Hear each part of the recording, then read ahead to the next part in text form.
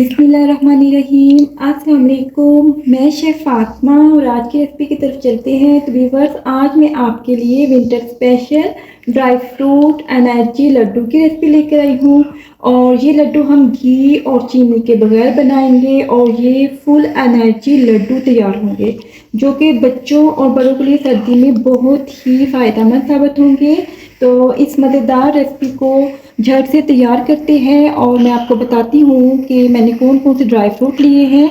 Dry fruit जो है वो अपनी पसंद के भी आप ले सकते हैं। तो यहाँ पर मैंने सबसे पहले मैं आपको बता दूँ, मैंने यहाँ पर काजू, बादाम, अखरोट, पिस्ता लिए हैं और मूंगफली ली है, तिल लिया है और खोपरा लिया है।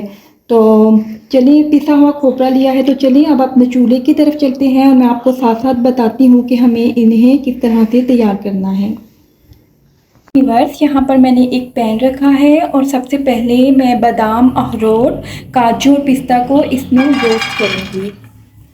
तो इसको हम इसकी खुशबू आने तक रोस्ट करेंगे, इसके क्रिस्पी होने तक। तो साथ जो नट्स हैं ये आप अपनी मर्ज़ी से कम या ज़्यादा कर सकते हैं। वैसे मैंने ये तकरीबन 1 कप के आसपास तमाम नट्स जो है ना मेरे, ये 1 कप के आसपास है। तो चलिए मैं इनको अच्छा सा रोस्ट कर लूँ तो फिर मैं आपको चेक करवाती हूँ। जी गाइस, ये ड्राई फ्रूट जो मैंने अखरोट, बादाम, काजू और पिस्ता जो है ये बहुत अच्छे से रोस्ट हो गए हैं, क्रिस्पी भी हो गए हैं। तो अब मैं इनको बाउल में निकाल लूँगी और मैंने इनको तकरीबन 3 से 4 मिनट तक लो फ्लेम में इनको रोस्ट किया है। और अब हम इसी तरह से मूंगफली को भी इसमें रोस्ट कर लेंगे तकरीबन 2 मिनट तक। तो जी व्यूअर्स, मूंगफली भी हमारी बहुत अच्छे से रोस्ट हो गई है। अब मैं इसे भी बाउल में निकाल लूँगी। तो जी गाइस, इसी तरह से अब मैं इसमें तिल को लाइट ब्राउन तक जो है ना इसको रोस्ट करूँगी। और तिल हमारे आधा कप है। तो जैसे ही ये रोस्ट होते हैं तो फिर मैं आपको चेक करवाती हूँ। तो जी व्यूअर्स, तिल जो है ना ये बहुत अच्छे से रोस्ट हुए हैं। इनका कलर भी जो है ना हल्का हल्का सा जो है ना ब्राउन हो गया है। ये बहुत अच्छे से रोस्ट हुए हैं।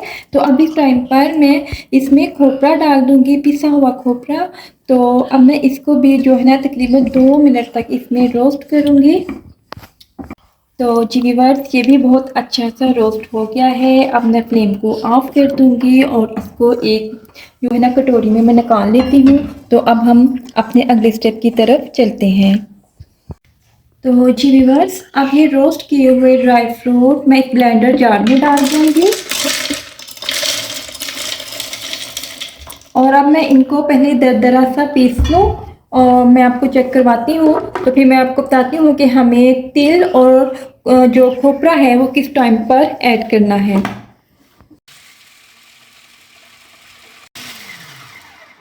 तो जी गाइस, ये इस तरह से दरदरे से मैंने पीसे हैं। तो अब इस टाइम पर मैं इसमें तिल और खोपरा पाउडर भी डाल दूँगी। इसमें खोपरा और तिल डालने के बाद अब हम इसको फिर चलाएंगे और इसको दरदरा सा हम एक पाउडर बना लेंगे।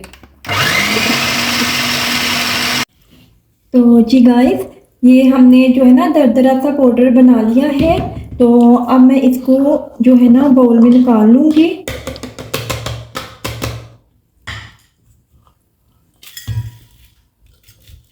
गाइस, ये सारा पाउडर मैं निकाल चुकी हूँ। तो अभी मैं इसको एक साइड पे करूँगी और हम अपने अगले स्टेप की तरफ चलते हैं। यहाँ पर मैंने एक पैन को रख दिया है और इसमें मैं तकरीबन डालूँगी 7 से 8 टेबलस्पून पानी।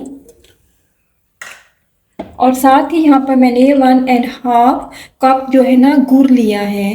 तो अब हम इसकी एक चाश भी तैयार करेंगे। तो इसकी चाश किस तरह की होनी चाहिए, तो जैसे ही ये रेडी होती है तो फिर मैं आपको चेक करवाती हूँ। तो जी गाइस, चाश हमारी अभी रेडी हो रही है। तो उतनी देर में अभी हम अपना दूसरा स्टेप जो है उसको देख लेते हैं। तो जी गाइस, दोबारा हम अपने पाउडर की तरफ आए हैं। तो अब मैं इसमें जो है ना तकरीबन ½ टीस्पून इलायची पाउडर डाल रही हूँ। और साथ ही यहाँ पर मैंने 5 से 6 अदद खजूर ली थी और अंजीर भी 4 से 5 अदद ली थी और उनको बारीक काट लिया है। तो ये भी मैं इसमें डाल दूँगी। और अब इनको मैं अच्छी तरह से मिक्स कर लूँगी।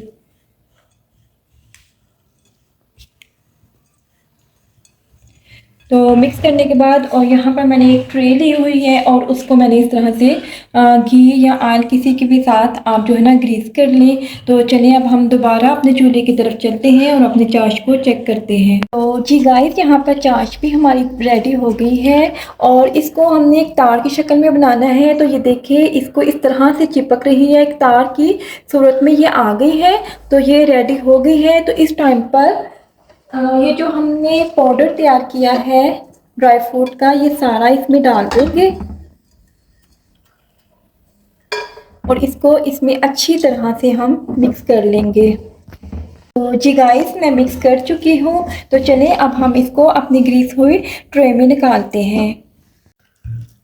इसको निकालने के बाद इस तरह से ठंडा होने के लिए फैला देंगे। जी गाइस, मैं सारा मिक्सचर इसमें निकाल चुकी हूँ। तो इसे 5 से 7 मिनट में जैसे ही ये ठंडा होता है फिर हम इसके लड्डू बनाते हैं और तो फिर मैं आपको चेक करवाती हूँ। तो जी गाइस, मिक्सचर हमारा ठंडा हो गया है और मैंने थोड़ा सा हल्का सा अपने हाथों को ग्रीस भी कर लिया है। तो अब यहाँ से मैं जितने साइज़ के आपने लड्डू बनाने हो, जितने आपको पसंद हो, आप उतनी साइज़ के बनाएं। तो मैं आपको बनाकर चेक करवाती हूँ। इसी तरह से हम बॉल उठाते जाएंगे और इसको इस तरह से एक लड्डू की शेप देते जाएंगे। तो ये देखिए गाइस, मैं इतने साइज़ के सारे लड्डू तैयार करूँगी और देखिए आप ये कितनी प्यारी इनकी लुक आई है और ये बहुत आसानी से इस तरह से मैं उठा रही हूँ और बहुत आसानी के साथ ही हमारे ये लड्डू जो है ना तैयार हो रहे हैं। तो अब मैं आपको एक और बनाकर चेक करवाती हूँ। गाइस, इसी तरह से मैं तमाम लड्डू बना लूँ तो फिर मैं आपको चेक करवाती हूँ। तो जी गाइस, मैं तमाम लड्डुओं को शेप दे चुकी हूँ और हमारे एनर्जी से भरे हेल्दी लड्डू तैयार हो चुके हैं। आप यकीन मानिए ये बहुत ही टेस्टी बने हैं। आप इसे 1 कप दूध के साथ बच्चों को दें तो उन्हें सर्दी का एहसास तक नहीं होगा और ये बुज़ुर्गों के लिए भी बहुत यूज़फुल है। आप इस रेसिपी को ज़रूर ट्राई कीजिएगा और अगर आपको हमारी ये रेसिपी अच्छी लगे तो शेफ़ फातिमा के चैनल को सब्सक्राइब कीजिएगा और हमें अपनी दुआ में याद रखिएगा। तो मिलती हूँ अपनी न्यू रेसिपी के साथ। अल्लाह हाफिज़।